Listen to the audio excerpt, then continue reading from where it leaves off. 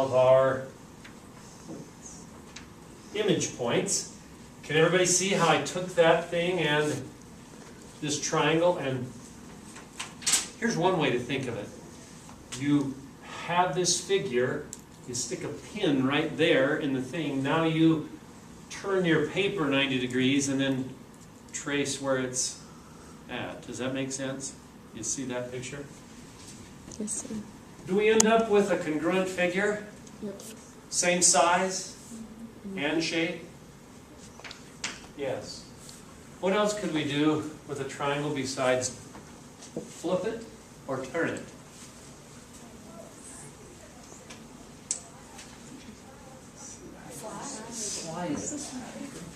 A slide. Whoops.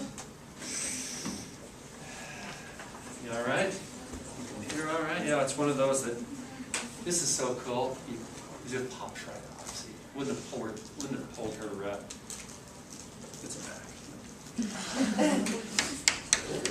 This is called a translation.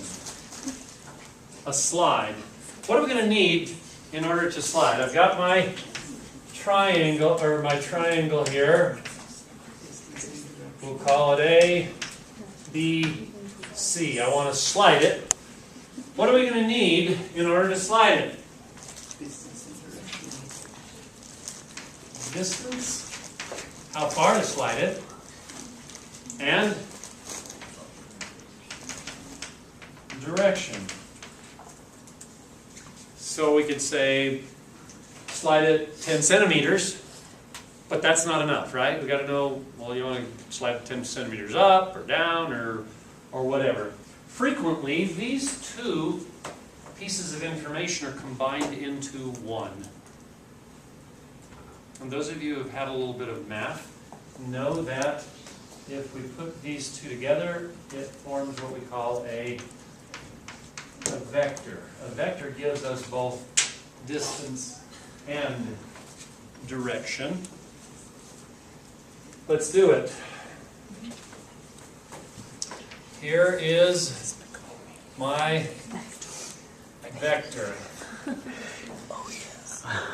A vector is just a segment. It frequently will have an arrowhead on one end or the other, because we don't know whether we want to slide it that way or this way. So we'll put it here like this, a little arrowhead. That means we want to slide it this way. Now, how am I going to translate this triangle, this pre-image, and get my image figure? Any ideas?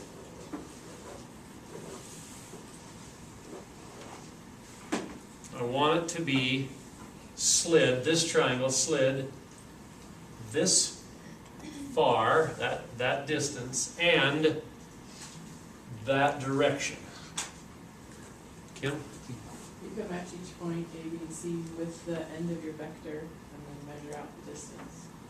Match. So put your point A, put it on the, move your vector to point A, and then where the end of the vector is where you're going to point B. Move it. So, do I take it over here like this? It's probably exactly the same, the angles and Parallel lines. Yeah. That's what I was going to say, just make a perpendicular line to that one so we can make a parallel line. This that goes through point A and then measure the distance of your vector. We're going to want this to be slid in lines that are parallel. These lines here are parallel. I'm just eyeballing these now. And if I were to make parallel lines through this, and then come down and say how far, measure with my compass, right there, there's where A prime is. Measure this, say there's where C prime is, and get there's where B prime is. Now I connect the points, and you can see that I've got a image of this that has been slid in this direction, that distance. Okay? Is it an isometry? Yes. Okay. Now, I just have a question on the rotation one. mhm. How do you know that it's like exactly the same? How do you know that it's isometry? By doing all those lines, because you don't know, I don't know, where the point is? I would think that you would know that it was similar, but Oh. Well, let's investigate it, because this is what you're going to be doing tonight. By the way, these can be done with your tools. And on the rotation, unless they give you an angle that can be constructed with your tools, you would be also need to be allowed to use your protractor on it. But you should be able to construct with your tools a reflection. You should be able to construct with your tools a translation, and you should be able to construct a rotation of everything that a 90, a 45, a 60, and a 30, any of those, if it's a rotation of those, or made up of those. So you could do a 75 by doing a 45 and a 30 and putting those together. Do you see what I'm saying? Let's take a look at how this works on GeoGebra. And Sketchpad is very much the same. So, let's see. Let's get a new window. And let's get rid of the axes. And let's create some kind of figure out here. I use triangles. Let's use quadrilateral of some sort. Just some irregular one. Not necessarily a trapezoid or a whatever. Okay, there's our quadrilateral. How do I do a reflection? Well, we said we needed what? A line of reflection. A line of reflection. So I come up here and get a line. Okay. Now what? Well, we could go through the construction like you would with, but I'm going to just show you how to use Sketchpad. If I come up here, see this says reflect the object about the line? If I click here and I highlight that, it says select the object to reflect, then the line of reflection. So, I can select it out here, or I can just come over here and say, that's polygon 1, poly 1, and just click that.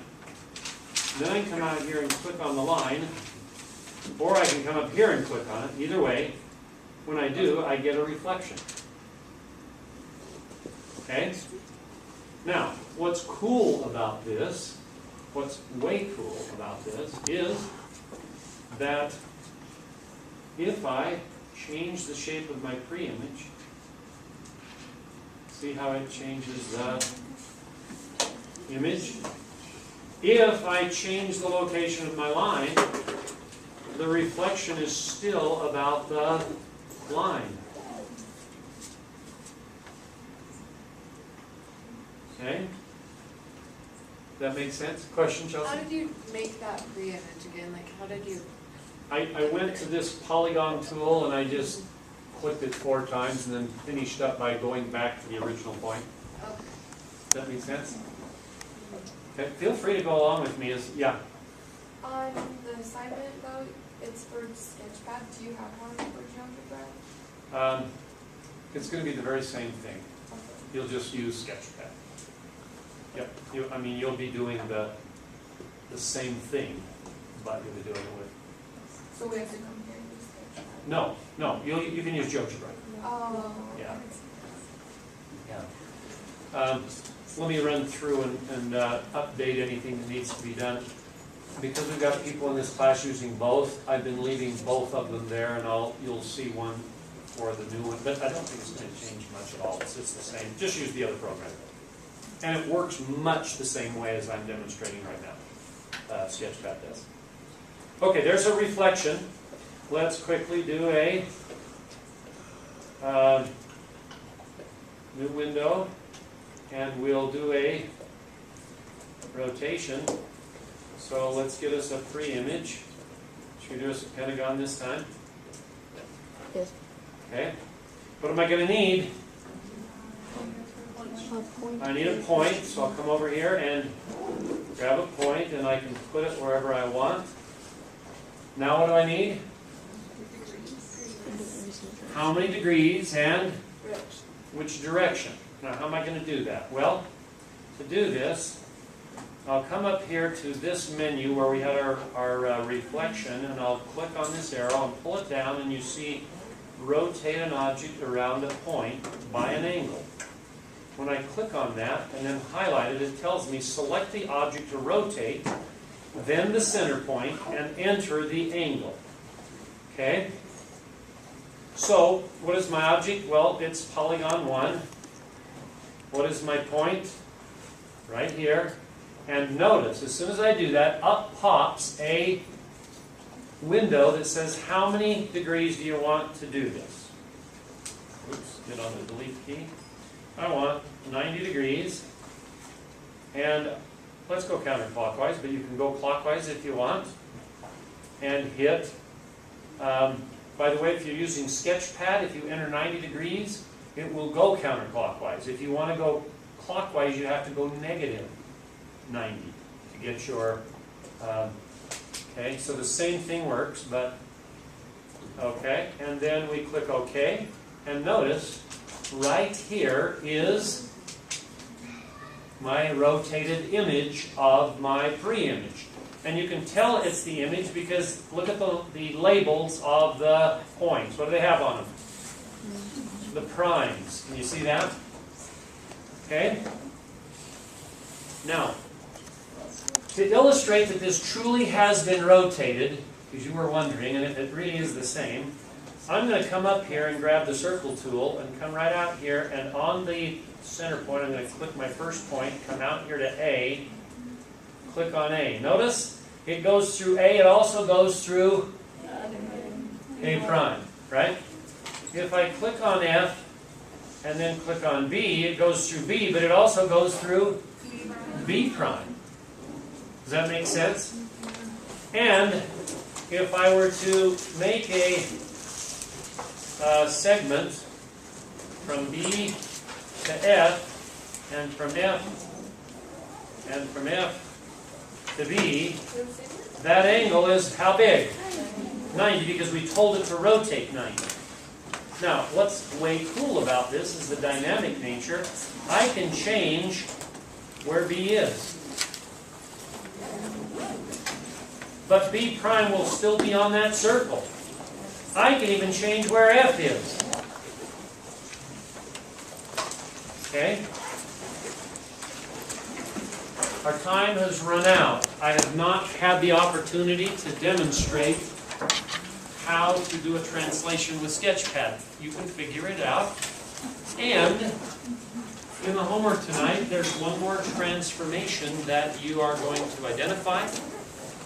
You will name it, tell what action is being performed. You'll decide what information is required. You'll decide whether it's an isometry or not, and then you'll go into GeoGebra and see if you can do one of those with the software as well. Okay? All right.